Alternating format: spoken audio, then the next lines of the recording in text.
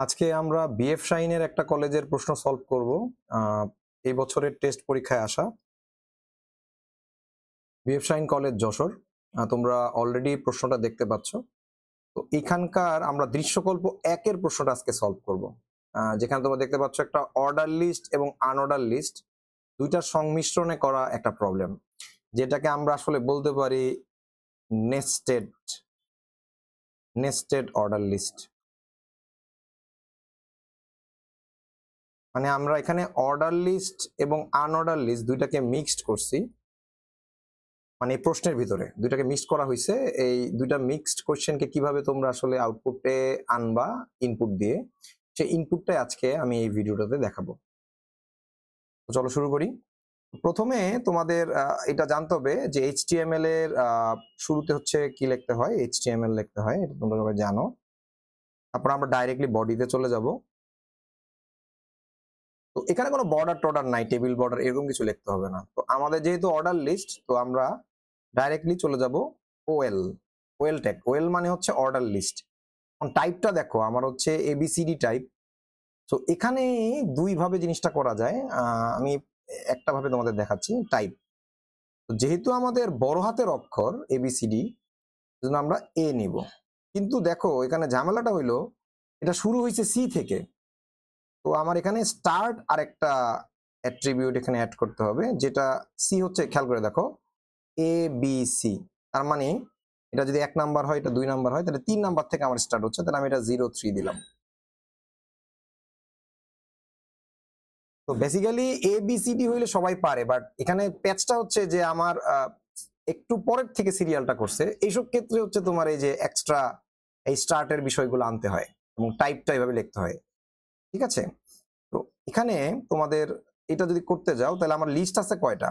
3টা, কিন্তু এই 3টার ভিতরে আবার 2টা আবার আনঅর্ডার লিস্ট আছে। তো এই প্যাচটাই আজকে দেখাবো, যেটাকে নেস্টেড অর্ডার লিস্ট বলে, অর্ডার এবং আনঅর্ডার লিস্টের মিশ্রণ। তো তোমরা জানো যে অর্ডার লিস্টের ট্যাগটা হচ্ছে ওএল ট্যাগ এবং এটার ক্লোজিং হচ্ছে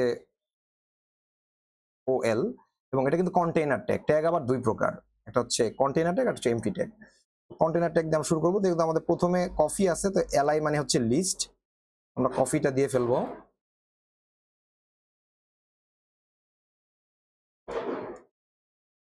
তারপর হচ্ছে টি।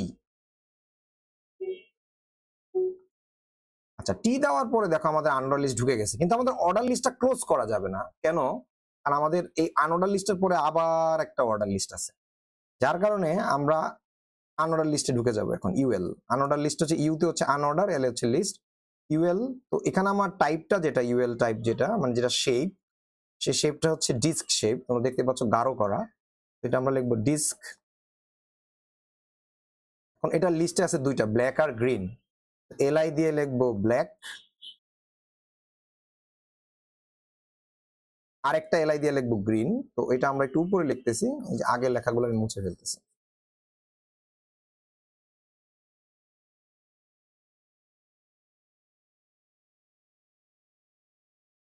আচ্ছা, গ্রিনের লেখাটা কিন্তু খেয়াল করতে হবে, এক্স্যাক্টলি ওরকমই লিখতে হবে, ছোট হাতের জি দিলে হবে না।